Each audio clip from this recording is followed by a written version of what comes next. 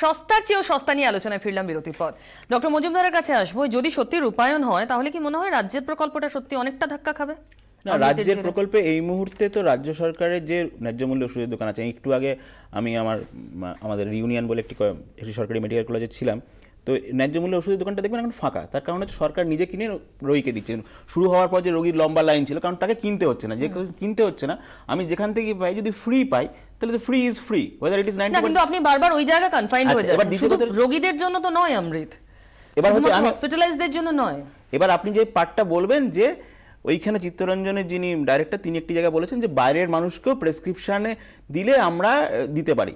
সে কতটুকুনি বাইরের মানুষের প্রেসক্রিপশন? কারণ হচ্ছে যে একটা প্রশ্ন আসবে, জেনেরিক কি জেনেরিক নেম না। যদি ধরে নিলাম সবটাই মিলে গেল, বাইরের ডাক্তারবাবু যে ব্র্যান্ড নেমটি দিলেন ঠিক সেটাই পাওয়া যায়, এবং সেইটা পাওয়া গেলে ঠিক সেটা 90% কম দামেই পাওয়া যায়, কারণ 90% কম দাম নেই, 60 to 90%, মেবি 60%, এবং পাওয়া যায়। এবং সেই এই পশ্চিমবঙ্গের 8টা মাত্র কি 6টা মাত্র কি এই মুহূর্তে একটা মাত্রতে যে কজন রোগী পৌঁছাতে পারবেন সে কজনের সুবিধা হবে। হ্যাঁ, সে কজনের সুবিধা হবে, মানে সুবিধা হবে, কিন্তু অনেক ক্লজ দিয়ে বলছেন ডক্টর মজুমদার। দেখুন, আমি আমাদের খুব বক্তব্য পরিষ্কার। প্রথম কথা হচ্ছে গিয়ে যে এই 90% আর 82% ওয়েস্ট বেঙ্গল আর সেন্ট্রাল গভর্নমেন্টের খেলা বন্ধ হোক, মানুষ কম দামে বা বিনা পয়সা ওষুধ পাক।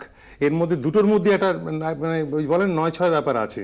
এই যে 82% কি পলিটিক্যাল কারণে নেওয়া সিদ্ধান্ত? ডেফিনেটলি আমরা এটা, আমি সেন্ট্রাল গভর্নমেন্টটা আমি জানি না, আমরা ভালো করে এখন আমাদের কাছে পৌঁছয় নাকি।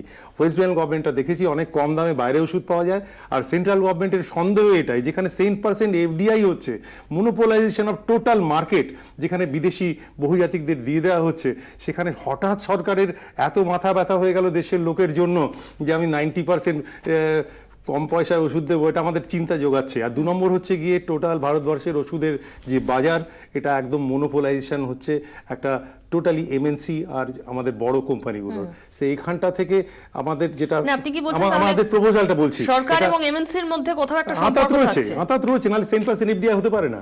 আমাদের প্রপোজাল হচ্ছে যে গভর্নমেন্ট পাবলিক সেক্টর আন্ডারটেকিং যেগুলো আছে, যেগুলো ছিল বন্ধ করে দেওয়া হচ্ছে, সেখান থেকে প্রোডাকশন করে জেনারিক প্রোডাক্টগুলো বিনে পয়সায় রোগীদের দেওয়া হোক, তাহলে বুঝবো সরকার কাজ করছে। একটা জিনিস খালি মানে যেহেতু সময় কমে আসছে, যে আমার নিজের খুব প্রিয় বব ডিলানের একটা গানের বিখ্যাত line, how many doors must a man walk down before his call being a man.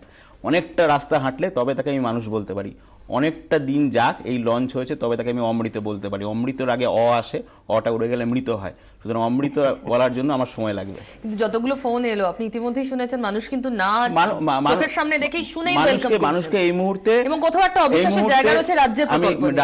আমার পছন্দের একটা জায়গায় বলছি, এই মুহূর্তে কিছুদিন আগে রাইসের একটা টিজার হয়েছে, মানুষ যতগুলো মানুষ হিট করেছেন ততগুলো মানুষ সিনেমাটা গেলে সিনেমাটা সুপার হিট হবে। শাহরুখের বেশ কিছু সিনেমাতে যদি এরকম হতো তাহলে আগে সবকটা সিনেমা সুপার হিট হতো। সুতরাং মানুষ যেটা বলছেন আর যখন যেটা পাচ্ছেন সেটার মধ্যে সময়টা আসতে দিন, ওই মানুষকে অতটা পথ হাঁটতে দিন, তারপর অমৃত আলোচনাটা করা যাবে। অমৃত বর্ষণ করতে পারে, কিন্তু একটু সময় দেখে, তবে ডক্টর মজুমদার সহমত হবেন, এখনই নন। কিন্তু রাজ্যের প্রকল্প রীতিমতো কোথাও একটা কি শেকিং জায়গায় চলে গিয়েছে এই মুহূর্তে, তাহলে রাজ্যের তরফ থেকে কেন বিরোধিতার জায়গাটা তৈরি হয়েছিল? যদিও এই অমৃত বাস্তবে রূপায়িত হচ্ছে এমনটাই আশ্বাস দিয়েছে কেন্দ্রীয় সরকার। সস্তার চেয়ে সস্তা ওষুধ আপনারা পান, সুস্থ থাকুন, চোখ রাখুন 24 ঘন্টায়।